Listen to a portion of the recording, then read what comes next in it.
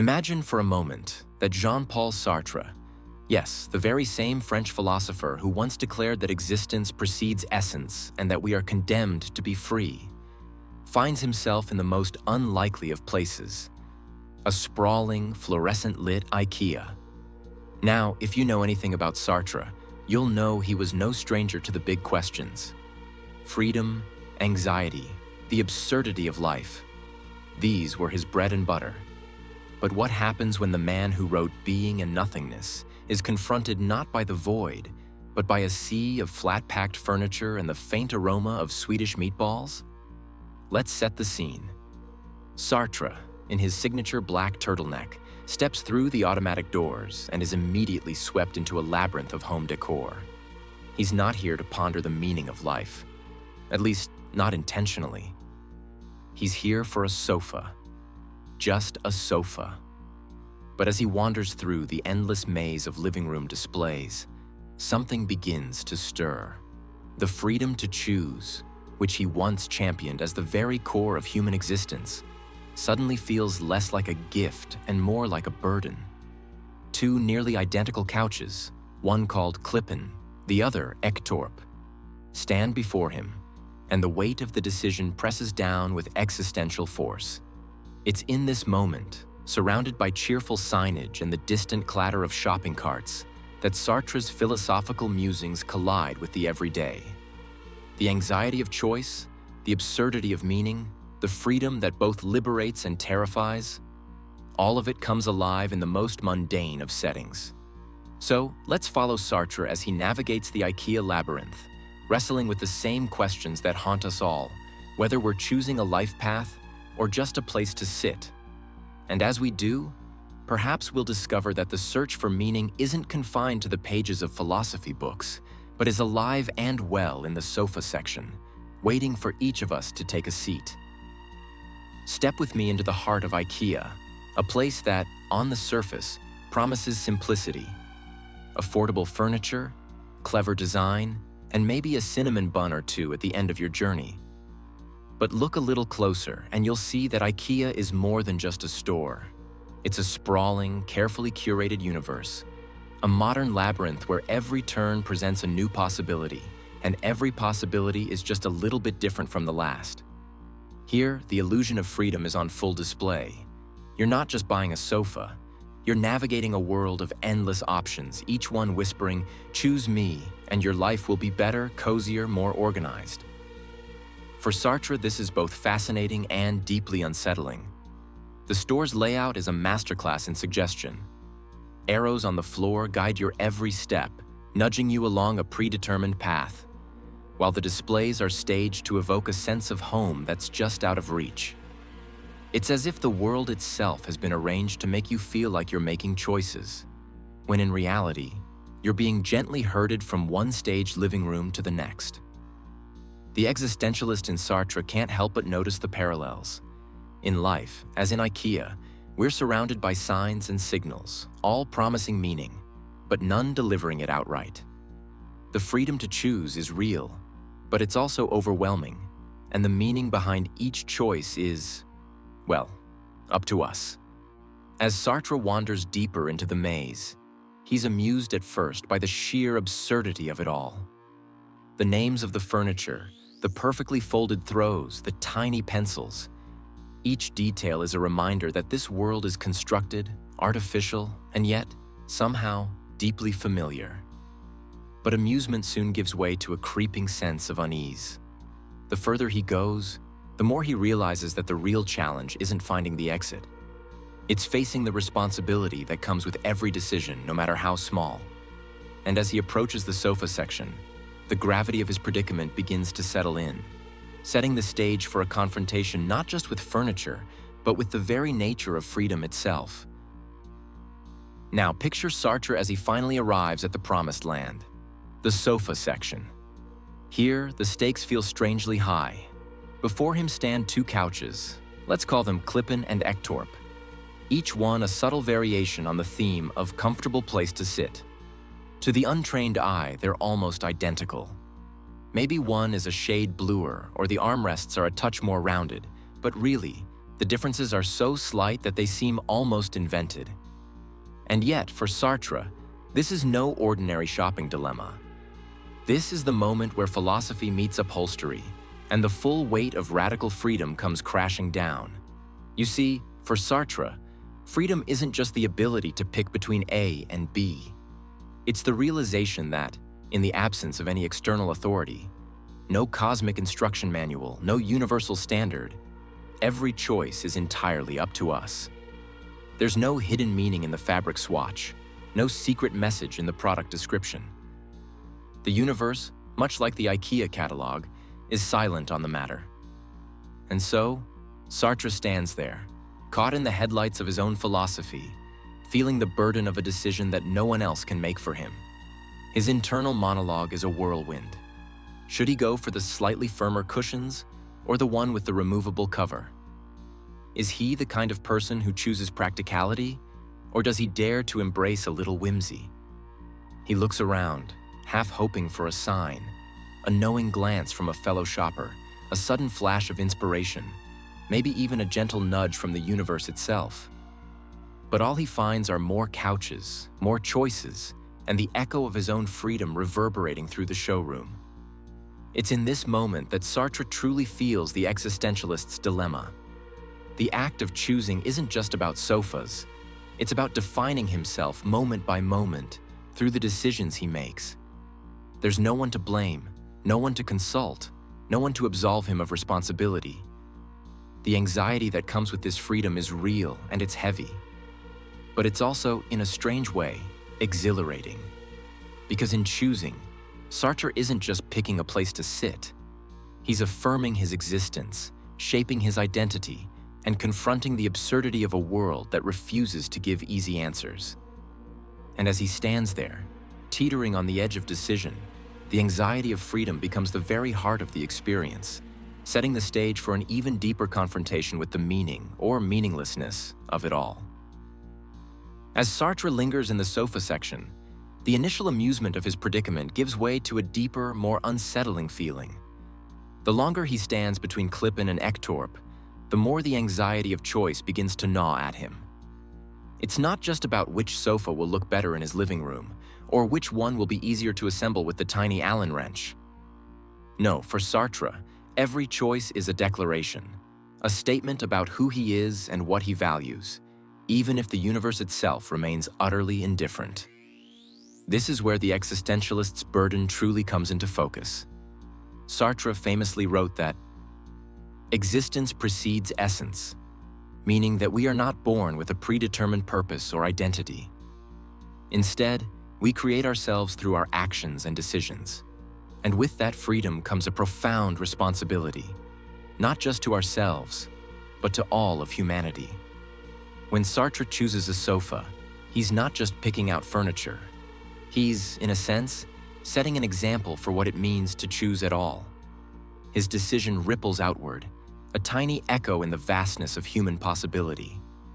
The weight of this responsibility is enough to make anyone's palms sweat, even a seasoned philosopher. Sartre feels the anguish of knowing that there's no one to blame if he makes the wrong choice, and no cosmic scoreboard keeping track of his decisions. The anxiety isn't just about sofas. It's about the realization that every moment, every action, is an opportunity to define oneself. And in a world that offers no guarantees, that's both terrifying and liberating. He catches himself wondering if he's overthinking it. After all, isn't this just a shopping trip? But then he remembers. For the existentialist, there are no trivial choices. Each act, no matter how small, is an assertion of meaning in a universe that offers none. The absurdity of the situation becomes almost comical. Here he is, a philosopher of freedom, paralyzed by the prospect of picking a place to sit. Yet, in this very absurdity, Sartre finds a strange kind of clarity. The anxiety of choice is not a flaw in the human condition. It's the very heart of it. And as he stands there, questioning the nature of meaning and value, the situation only grows more surreal, setting the stage for an even deeper plunge into the absurd. Now, let's pause for a moment and look at this scene through the existential lens. Here's Sartre, a man who spent his life wrestling with the big questions, suddenly caught in the most ordinary of acts, shopping for a sofa. But as he stands there, the whole experience starts to take on a surreal quality. The bright lights, the endless rows of furniture, the cheerful product names that sound like they were invented by a committee of poets and engineers, it all begins to feel a little absurd. And that's when another philosopher, Albert Camus, wanders into Sartre's thoughts. Camus, of course, is the poet of the absurd.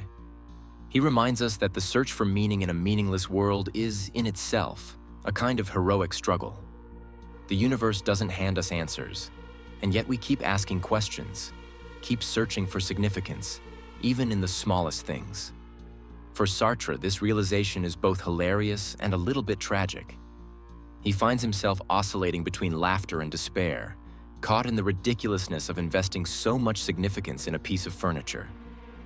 One moment he's chuckling at the idea that his entire philosophical legacy might come down to a choice between Klippen and Ektorp.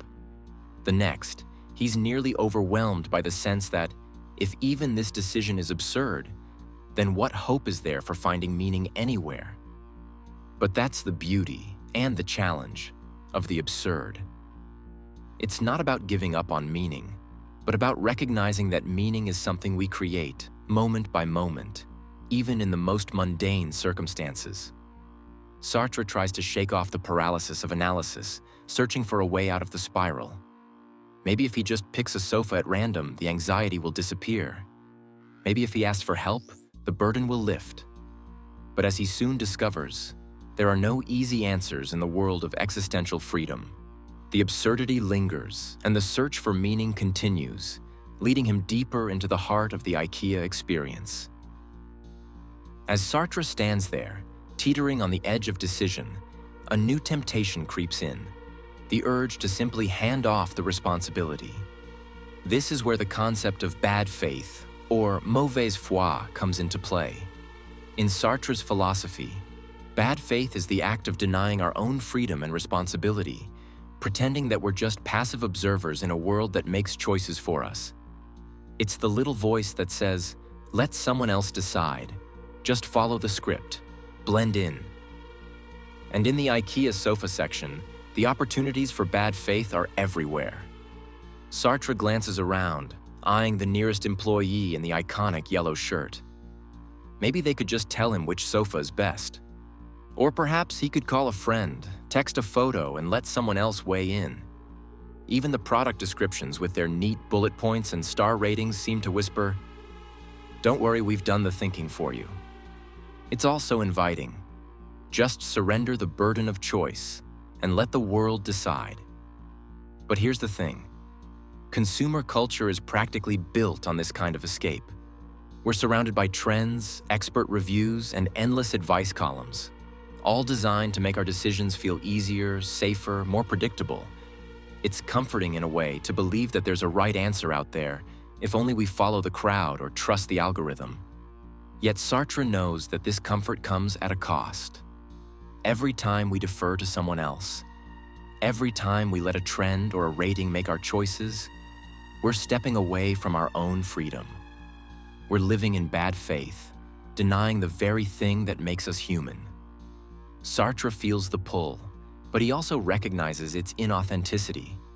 He knows that true freedom means facing the anxiety head-on, refusing to hide behind the easy answers. So, with a deep breath, he recommits to the task at hand.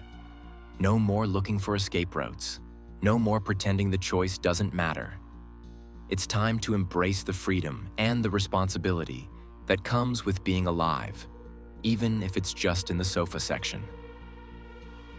So, what does it really mean to choose authentically, especially when uncertainty and anxiety are swirling all around? For Sartre, authenticity isn't about finding the perfect answer or waiting for some cosmic sign to point the way. It's about stepping into the ambiguity, accepting that there are no guarantees, and making a choice anyway, one that is truly your own. It's the courage to say, "This is what I choose, and I accept whatever comes next," even if the stakes are as seemingly small as a living room sofa. In the end, Sartre stands before Klippen and Ektorp, feeling the full weight of his freedom. He knows that neither couch holds any secret meaning, no hidden essence that will reveal itself if he just looks hard enough. The meaning, he realizes, comes from the act of choosing itself. So he takes a breath, acknowledges the anxiety, and makes his decision. Not because he's certain, but because he's willing to own the consequences. Maybe he'll regret it later. Maybe he won't. But that's part of what it means to be free. This is the heart of the existentialist message. Meaning isn't something we stumble upon, tucked away in the cushions, or spelled out in the assembly instructions. It's something we create, moment by moment, through our actions. By choosing, Sartre affirms his freedom and shapes his own identity, even in the most mundane of circumstances. And as he wheels his new sofa toward the checkout, he can't help but reflect on how this simple act is a microcosm of life itself, a series of choices, each one an opportunity to live authentically. And so, as Sartre leaves the sofa section behind, the experience lingers, inviting us to consider what it means to choose, to act, and to create meaning in our own lives, no matter how ordinary the setting. Sartre's existential crisis in the sofa section isn't just a quirky thought experiment. It's a mirror held up to our own lives in the 21st century. We live in an age of unprecedented choice, where every decision, from what to stream tonight to which brand of toothpaste to buy, can feel like a referendum on our identity. The sheer volume of options is supposed to be liberating, but more often than not, it leaves us paralyzed, exhausted, and strangely unsatisfied. Psychologists call it choice overload or decision fatigue, but Sartre would recognize it as the anxiety of freedom, magnified by the bright lights of consumer society. Modern life, with its endless aisles and infinite scrolls, both amplifies and obscures our existential dilemmas. On one hand, we're constantly reminded that we are the authors of our own stories, responsible for every click, every purchase, every path we take. On the other, we're bombarded with scripts, trends, and algorithms that promise to make the hard choices for us. It's easy to lose sight of what's authentic, to slip into bad faith and let the world decide for us, all while convincing ourselves that we're in control. The IKEA experience, then, is more than just a shopping trip. It's a microcosm of the broader human condition. We wander through curated environments, searching for meaning in a world that offers plenty of options but few answers.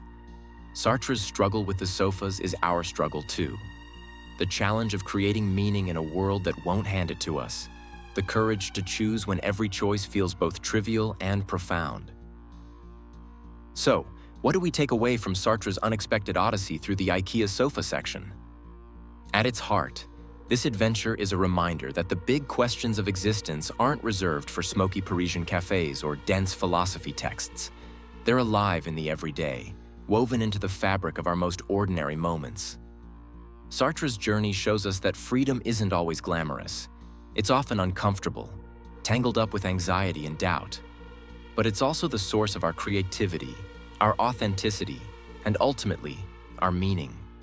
By embracing the uncertainty, accepting the responsibility, and making a choice, any choice, Sartre demonstrates that meaning is something we build, not something we find waiting for us on a showroom floor. Even a sofa, in all its padded, practical glory, can become a symbol of our freedom to choose and our willingness to live with the consequences. The anxiety that comes with this freedom isn't a flaw. It's a sign that we're awake, engaged, and truly alive. And maybe, just maybe, the real sofa was the friends and the existential crises we made along the way. So next time you find yourself lost in a maze of options, remember Sartre, and take comfort in the knowledge that every choice, no matter how small, is a chance to create meaning in your own life.